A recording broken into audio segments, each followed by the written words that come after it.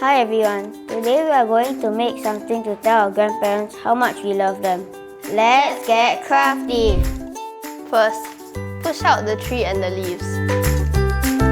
I'm going to color the leaves. Grandpa likes bird watching. Can you draw more birds? Sure, Grandpa also loves watering his plants. I'm going to make the tree look more like Grandpa's lime plant.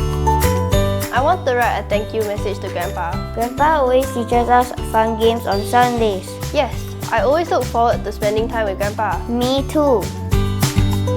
I'm going to write thank you to Grandpa at the back. Next, I need to fold along the solid lines. Time to stick the pieces together. I should follow the numbers. Stick 1A to 1B. Last step, gotta stick the leaves we decorated onto the branches. It looks just like Grandpa's lime plant now. Hi Grandpa, this is a special gift to tell you how much you are appreciated.